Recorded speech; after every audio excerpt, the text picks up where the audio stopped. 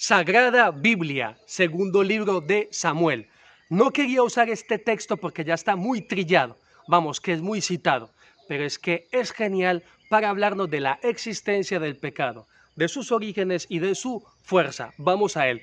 Segundo libro de Samuel, capítulo 11, versículos 1 al 5.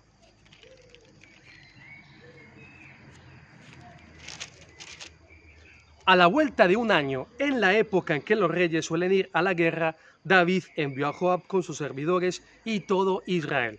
Masacraron a los amonitas y sitiaron Rabá, mientras David se quedó en Jerusalén. Ahí lo tienes. David estaba haciendo en ese momento lo que no tenía que hacer. Él tenía que estar en la guerra, en el combate, en la batalla, pero se quedó en Jerusalén. He ahí uno de los principales motivos y orígenes de nuestros pecados, estar haciendo lo que no tenemos que hacer. Una tarde David se levantó de la cama y se puso a pasear por la terraza del palacio. Atentos, ¿qué hace un rey con su ejército en guerra durmiendo? Pero no, él está en su casa plácidamente. Cuidado, esto no es una crítica, vamos, al rey David directamente, sino que, vamos, es lo que nos deja ver el texto y que es el proceso por el cual todos pasamos cuando pecamos.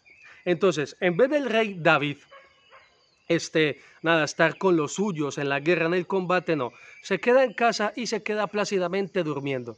Se levanta y va a dar un paseo por la terraza y ve que una mujer se está bañando. Y en vez de inmediatamente girar la cabeza y regresar, vamos, y seguir en sus cosas, no. Contempla a la mujer que se está bañando y ve que es hermosa.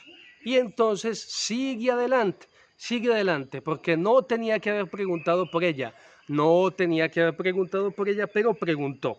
David mandó averiguar quién era aquella mujer y le informaron es Betsabé, hija de Elián, esposa de Urías, elitita. David envió mensajeros para que la trajeran. Llegó a su presencia y se acostó con ella. Ella volvió a su casa, quedó encinta y mandó este aviso a David: estoy encinta. Y ya sabemos todo lo que viene después. David tenía que deshacerse de ese problema. Entonces nada más llega Urías de la guerra, que ese sí estaba haciendo lo que tenía que hacer, le emborracha y demás, y le empuja para que vaya y se acueste con su mujer.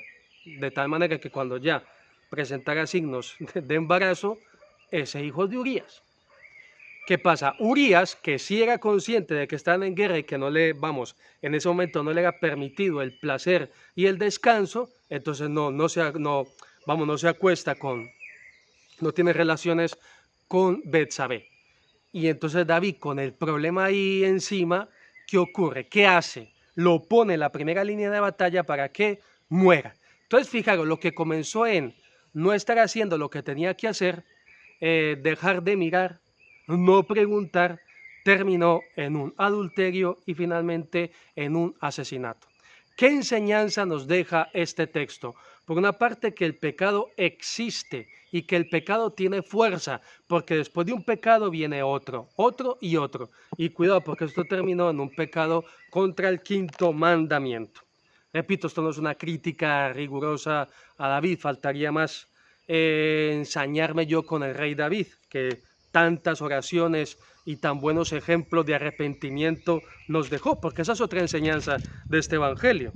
El profeta Natán se le acerca y pronuncia una parábola, la parábola de la cordera del pobre, que viene a describir cómo el que tiene mujeres, que tiene un palacio, que es rey, se encapricha con la cordera de un pobre hombre que era lo único que tenía, esa cordera, es decir, a Betsabé.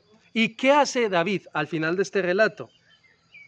Al final de todo el relato responde a Natán: he pecado contra el Señor. Y Natán le dijo: también el Señor ha perdonado tu pecado, no morirás. Entonces, fijaros qué bonito texto y qué enseñanzas nos deja. Nos enseña que el pecado existe, cuáles son sus orígenes, que el pecado tiene fuerza, pero que el pecado se puede perdonar y que el pecado ofende a Dios. David desagradó al Señor, dice en el capítulo 11 de este segundo libro, en el versículo 27. Y aquí viene otra enseñanza maravillosa y misericordiosa de este segundo libro de Samuel.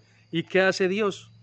Dios retrocede, le arrebata, se retracta de sus promesas, no. Dios le había dicho, al que salga de tus entrañas le afirmaré su reino.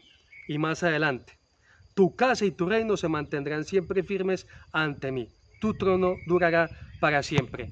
Y hasta el día de hoy conocemos a Jesucristo, nuestro Señor, como el Hijo de David.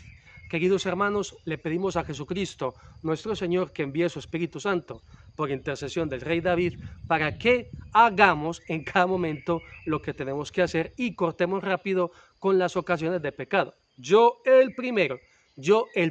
Y si pecamos, tengamos la humildad de reconocer delante de Dios a quien hemos ofendido, que hemos pecado, y de esta manera Dios nos perdonará. Y la maravilla misericordiosa de este segundo libro de Samuel, Dios no se va a retractar, Dios no va a retroceder en sus promesas, sino que las va a cumplir. Eso sí, por eso sí tan importante continuamente estar reconociendo nuestros pecados, porque por parte de Dios Él no va a fallar. Si nos ha hecho una promesa, si nos va a dar una bendición, esa promesa la va a cumplir. Esa bendición nos la va a dar, porque Él no se retracta, no retrocede. Este es el Dios misericordioso que tenemos. Misericordia que experimentó David en su vida y en su corazón. Bendiciones y hasta la próxima.